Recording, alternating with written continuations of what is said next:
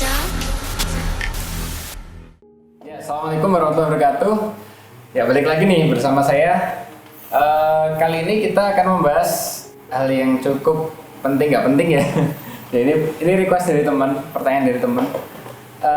Gimana sih tips and trick supaya kita nggak takut sama hantu? Pasti banyak yang penasaran nih. Gimana caranya supaya kita nggak takut sama hantu?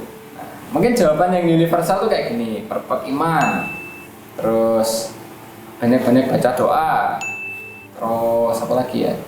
Kita harus pede nih, pikiran nggak boleh kosong, memberanikan diri lah soalnya. Wih, aku ini paling kuat.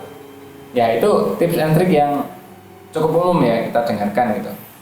Terus kemudian bagaimana kalau dari sisi gaibnya? Nah, di sini saya akan menjelaskan tips and triknya supaya kita tuh nggak gampang takut sama hantu.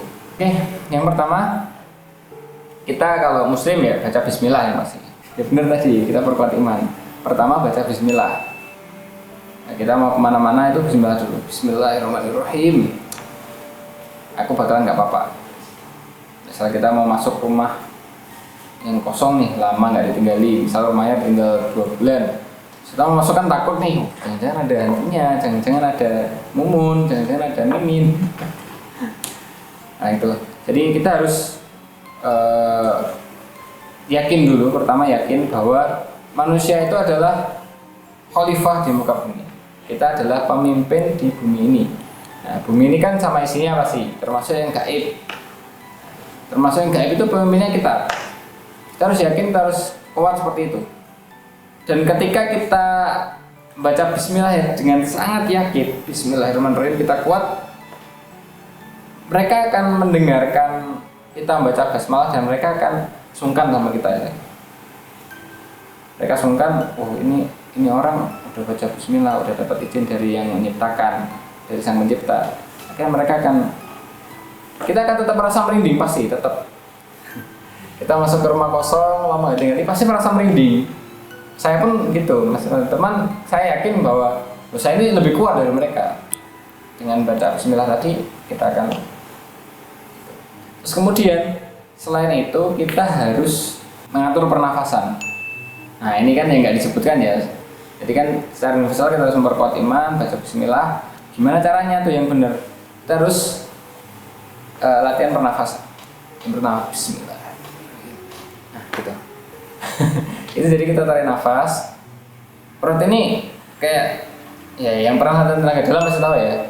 Kita tekan perut ini supaya kencang perutnya. Tarik nafas, kencangkan perut. Nah, ketika kita masuk rumah, kita juga gitu, kencangkan perut. Seolah di dalam sini ada tenaga dalam besar yang melindungi kita dengan bacaan basmalah tadi. Bismillah. Udah kita jalan aja. Itu akan membuat kita semakin pede dan semakin kuat dengan mengencangkan perut tadi ya. Tarik nafas. Terus yang selanjutnya kita harus banyak-banyak latihan. Selain tadi kita memperkuat iman, kita harus banyak-banyak latihan. Banyak latihan apa? Latihan untuk sendiri. Bukan jomblo ya, maksudnya tuh kita sendiri dalam arti misal kita kemana-mana itu coba sendiri. Misal yang dulunya kita tuh takut ke toilet sendiri, minta anterin emak misal. Kita coba sendiri pakai trik tadi. Baca bismillah, untuk yang muslim ya, yang non muslim mungkin ada bacaan-bacaan lain ya di agamanya. Tapi tetap tadi kita tarik nafas, kencangkan perut. Laki-laki perempuan sama karena seperti itu. Kita jalan. Latihan, kita harus berlatih supaya terbiasa. Oh ini tuh kita tuh lebih kuat daripada hantu-hantu tadi. Selain kita harus rajin berlatih, kita harus apa ya? Mencoba kalau ada mereka tuh kita cuek aja. Nah, ini kejadian lagi kalau misal kita pas tidur sendiri misal ya. Kemudian udah merasa di sana itu ada apa. Pertama kita usaha aja cuek, bodo amat lah, cuek bodo amat. Saat tadi tarik nafas, bismillahirrahmanirrahim. Cuekin aja, mereka akan hilang dengan sendirinya. Atau misal nih ada lagi yang selanjutnya kita misal ada suara nih kiranya di luar kamar, ada suara-suara apa? Datengin aja dengan baca bismillah, tarik nafas tadi, kencangkan perut, datengin. Pasti langsung hilang suaranya.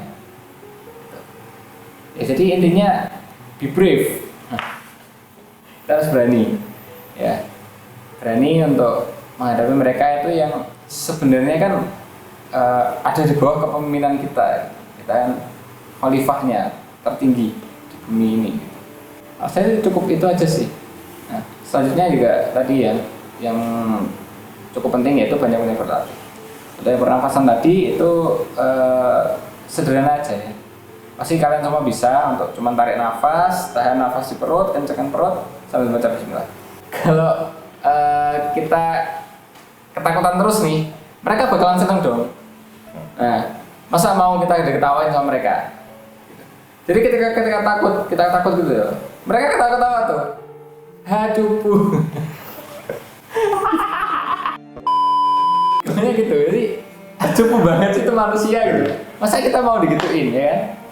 Itu serius, itu mereka kalau kita bisa tahu gitu ya, kita bakalan diketawain dan akan terus diganggu. Karena mereka itu kan suka sesuatu itu yang apa ya, membuat kita tuh takut, membuat kita tuh misal celaka.